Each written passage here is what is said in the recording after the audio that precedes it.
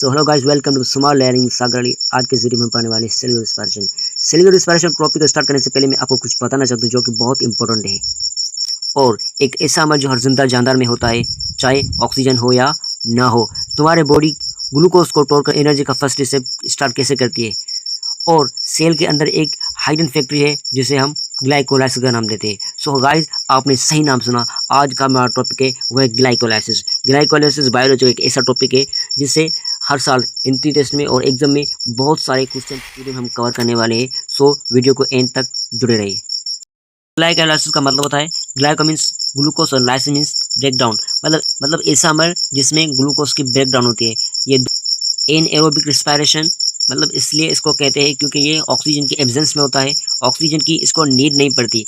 ऐसा प्रोसेस जिसमें 6 carbon compound glucose convert होता है 2 molecule of 3 carbon containing pyruvate, जिसका नाम देते हैं। और इस सारे प्रोसेस को नाम देते हैं glycolysis. Glycolysis is a process in which glucose is convert into 2 molecule of pyruvate. So इसी प्रोसेस का नाम दिया जाता है ग्लाइकोलाइसिस। ग्लाइको बहुत इंपॉर्टेंट है। ग्लाइकोलाइसिस एक ऐसा प्रोसेस है जिसमें आपके 10 स्टेप्स आते हैं और 2 फेजेस होते हैं। ये 2 फेजेस होते हैं और 10 स्टेप्स होते हैं। 10 स्टेप्स हो और 2 फेज हो, उसी का नाम ग्लूक है। तो सबसे पहले जो फेज होता है वो होता है प्रेपेटरी फेज, और दूसरे फेज का नाम होता है ऑक्सीडेटिव फेज। प्रेपेटरी फेज उसी फेज को कहते हैं जिसमें हम कोई चीज़ इन्वेस्ट करें।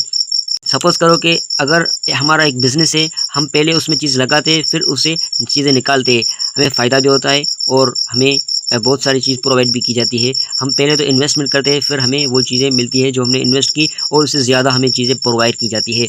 दूसरा स्टेप है ऑक्सीडेटिव, जिसमें जो चीज़ें हमने इन्वेस्ट की, हम वो इस प्रोसेस से हासिल करते हैं। तो सबसे पहले हमारे पास है ग्लूकोज। ग्लूकोज एक 6 कार्बन का कंपाउंड है। ये कन्वर्ट होता है ग्लूकोज 6 फॉस्फेट। इसकी मदद करता है वो हेक्सोकाइनेस एक एंजाइम होता है जो कि एटीपी को यूटिलाइज करता है और एडीपी में एटीपी कन्वर्ट हो जाता है। जो इसका फॉस्फेट होता है वो ग्लूकोज के 6 कार्बन से अटैच होता है जो ग्लूकोज को 6 फॉस्फेट बना देता है। तो दूसरी बात यह है कि अब जो ग्लूकोज होता है वो अपने आइसोमरस में चेंज हो जाता है। तो ग्लूकोज का आइसोमरस कौन हो सकता है? सो ग्लूकोज का आइसोमरस फ्रक्टोज और गैलेक्टोज होते हैं। सो इसलिए यहाँ फ्रक्टोज होता है, तो सिंपली कन्वर्ट हो जाता है फ्रक्टोज 6 फॉस्फेट जो कि ग्लूकोज का एक आइसोमरस है। तो आप काउंट कर दें, एक स्टेप, दूसरा स्टेप और तीसरा स्टेप। ग्लूकोज अब हमारे पास बन गया है ग्लूकोज 6 फॉस्फेट। एक एटीपी यूटिलाइज होगा और एडीपी बनेगा, और इससे जो इसका फॉस्फेट ग्रुप है वो रिमूव होकर फ्रक्टोज के फर्स्ट कार्बन पर। सो फ्रक्टोज बन जाता है फ्रक्टोज 1,6 बिसफॉस्फेट। अब होता है फ्रक्टोज 1,6 बिसफॉस्फेट। ये टूटता है 2 कंपाउंड में जो कि 3,3 कार्बन के कंपाउंड होते हैं, जिसका नाम होता है डिहाइड्रोक्सी एसीटोन और दूसरे का नाम होता है 3-फॉस्फोग्लिसरएल्डिहाइड। ये नाम आपने पहले भी सुना था केल्विन साइकिल में, जिससे आपकी ग्लूकोज की फॉर्मेशन होती थी। अब सिंपली होता यह है कि जो डिहाइड्रोक्सी एसीटोन होता है वो भी कन्वर्ट हो जाता है 3-फॉस्फोग्लिसरएल्डिहाइड। ये जो डिहाइड्रोक्सी एसीटोन होता है ये इंटर कन्वर्टिबल होता है 3-फॉस्फोग्लिसरएल्डिहाइड में। सो ये आपका फर्स्ट स्टेप कंप्लीट हो गया, जिसमें आपने एटीपी को यूटिलाइज किया, मतलब इन्वेस्ट किया। और अगले स्टेप में हम पी भी निकालेंगे और दूसरे भी एनर्जी कंपाउंड हम इसी ऑक्सीडेटिव फेज में हासिल करेंगे। सो चलते उसी फेज की तरफ, दूसरे फेज की तरफ आ गए हैं जिसका नाम होता है ऑक्सीडेटिव फेज।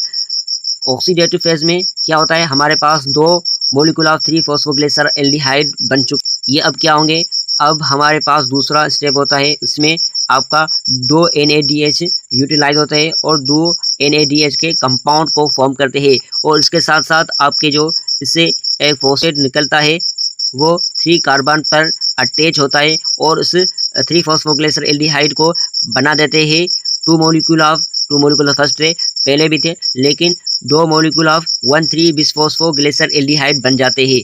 सो सिंपली 1,3 बिसफॉस्फोग्लिसरएल्डिहाइड भी कन्वर्ट होता है 3-फॉस्फोग्लिसरएल्डिहाइड। जो आपका फर्स्ट कार्बन पर ग्रुप अटैच होता है वो निकल जाता है in the form of ATP. तो देखो, जो 1,3 बिसफॉस्फोग्लिसरएल्डिहाइड है वो कन्वर्ट होता है 3-फॉस्फोग्लिसरएल्डिहाइड 3-फॉस्फेट by the utilization of ADP, and ADP convert into ATP. आप देखते हैं यहाँ 2 एडीपी है और 2 एटीपी फॉर्म हो रहे हैं। बिस फॉस्फोग्लिसराइल एल्डिहाइड नहीं रहा, क्योंकि इसके फर्स्ट कार्बन पर जो फॉस्फेट ग्रुप था वो एटीपी में कन्वर्ट हो गया। अब ऐसा होता है कि जो 3 कार्बन पर फॉस्फेट ग्रुप अटैच था, वो जो ये 3 कार्बन पर फॉस्फेट ग्रुप अटैच है, वो सिंपली आपके दूसरे कार्बन पर ये फॉस्फेट ग्रुप अटैच होता है फॉस्फोग्लिसरेट। अब ये 2 मोलिक्यूल ऑफ ग्लाइसरेट को इनोल पायरुवेट में कन्वर्ट होता है। 2 मोलिक्यूल ऑफ फॉस्फोग्लाइसरेट होता है कि जो 2 फॉस्फेट इनोल पायरुवेट होता है वो कन्वर्ट होते हैं 2 मोलिक्यूल ऑफ पायरुवेट में। कैसे? देखो, आपके पास यहाँ 2 एडीपी यूटिलाइज होते हैं और 2 एडीपी जो होते हैं वो कन्वर्ट होते हैं एटीपी में। जो आपका ये वो दूसरे नंबर पर जो फॉस्फेट ग्रुप अटैच था वो कन्वर्ट होता है एडीपी में और 2 एडीपी की फॉर्मेशन होती है, इसलिए एक मॉलिक्यूल ऑफ पायरुवेट के फॉर्म हो गए हैं। अब हमारे पास ग्लूकोज नहीं रहा, बल्कि हमारे पास पायरुवेट रहा, जो कि एक 3 कार्बन का कंपाउंड होता है। अब इसी से आगे का सारा सेल्यूलर रिस्पिरेशन चलता रहता है।